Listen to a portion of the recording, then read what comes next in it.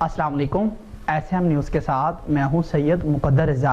SM news studio में खुशामदीद। खबरों के सिलसिले को मज़ीद आगे बढ़ाते हुए खबर शामिल करते हैं मांगा मंडी से। हमारे नुमाइंदे मोहम्मद काशिफ की रिपोर्ट के मुताबिक मुल्क भर की तरह मांगा मंडी में भी ओवर बिलिंग और महंगाई बिजली के खिलाफ एहतजाज किया गया है। एहतजाज में अंजुमन ताजरान और मजदूरों के साथ सियासी समाजी शख्सियात ने भी शिरकत की है।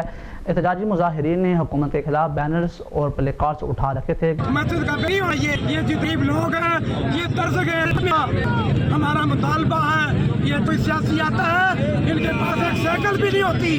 5 साल के बाद जब जाता है इसके पास लाखों की करोड़ों की गाड़ियाँ होती हैं, ये कहाँ से लाते हैं? ये मुल्क को लूट कर खाते हैं।